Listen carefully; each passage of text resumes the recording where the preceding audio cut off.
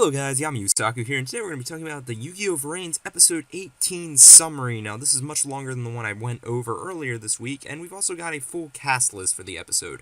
I understand I'm a little bit behind the ball on this one, but that's just the way it is. So let's go ahead and start by reading the summary. Episode 18 is titled The Scars of the Soul. When Playmaker reaches Soul's databank, he runs into Akira. Akira tries to stop the vengeful Playmaker, but Playmaker wouldn't listen to him. In order to settle this, Playmaker decides to duel Akira. Thus a battle begins in the databank where the truth behind the incident is concealed. And then for our cast list, we have Yusaku / Playmaker, Ai, Kusanagi, Aoi, Emma, Akira, Kidomaru, and the prototype Ai Duelist. Now on the whole, this doesn't give us a whole lot past what the episode preview we got at the end of episode 17 gave us. The big reveal is that, Akira is in fact the one dueling Yusaku, but like I said, that kind of came at the end of episode 17 for us. So with that being the case, the main thing that stands out to me about this summary is going to be the fact that Playmaker is described as vengeful. It says Akira tries to stop the vengeful Playmaker.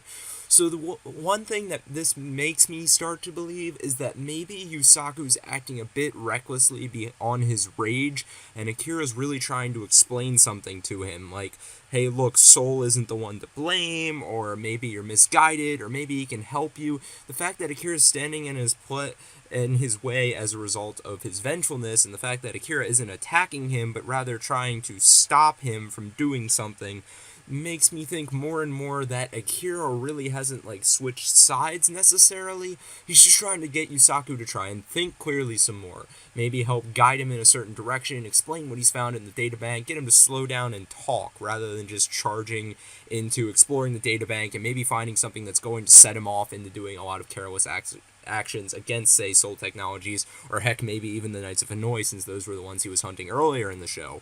Playing to the opposite end of this whole Akira just trying to be a voice of reason theory is the fact that it says the truth behind the incident is concealed.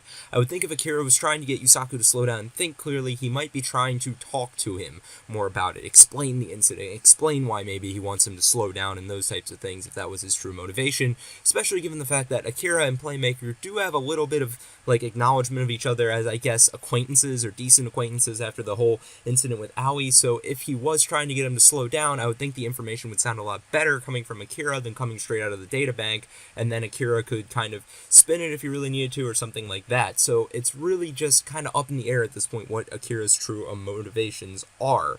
I just don't get the whole concealing thing if it is my previous theory, but at the same time, I would think it would be written a little bit more aggressively in his approach towards Yusaku if he was outright against Yusaku at this point. So I'm wondering if Akira's not even really sure where he lies, and he's trying to sort of sort that out at the moment, and maybe he's even trying to slow himself down to think right now, because it's clear that he didn't follow the plan he had initially set up with Emma. So whatever he found within that data bank is totally game-changing for him, or at least it probably is, under the impression we're given, before episode 17, I don't think any of us would have necessarily seen him dueling Playmaker anytime soon, and then in regards to Emma, she had said, hey, this wasn't the plan when he started to hop over the separating floorboards. So clearly, Akira's just totally shifted where he stands on things in some way, shape, or form, or at least taken a decently different stance. So it's just making me more and more curious what is in that data bank that it could shift him as much as he has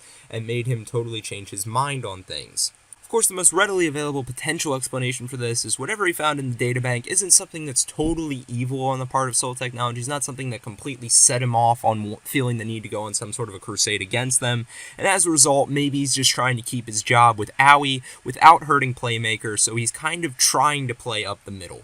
Maybe he found something he doesn't agree with within Soul, but at the same time, he doesn't want to not stand in Yusaku's way, because then Soul's more likely to fire him than they already are for the fact that he probably broke some laws and rules by breaking into their databank with Emma in the first place, but still, maybe he sees standing in Yusaku's way as a friend. Yusaku won't get hurt, but he's also doing his job to Soul by blocking Yusaku, thus making it more likely he'll get to keep his job.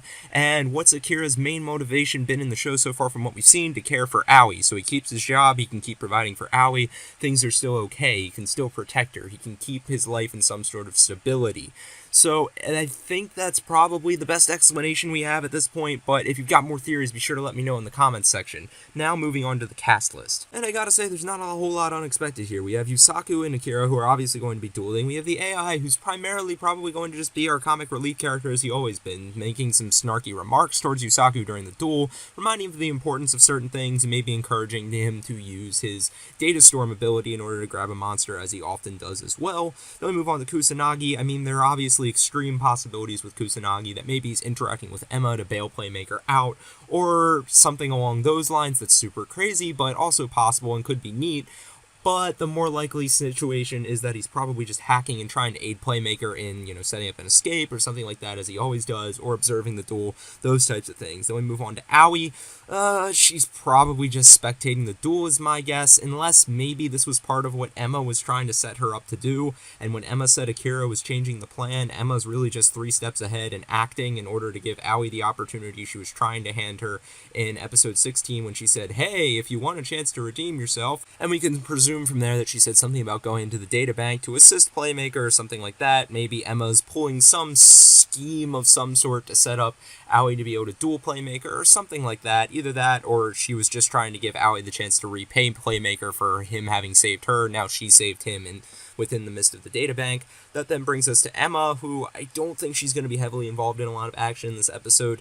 As with all of these characters, there's always plenty of ideas as to what could happen that's on the more extreme end. I mean, Vrains has had a lot of twists and turns so far, so by no means would that be super surprising if they do something out there. It'd be great to see more surprises, as always, at least in my eyes.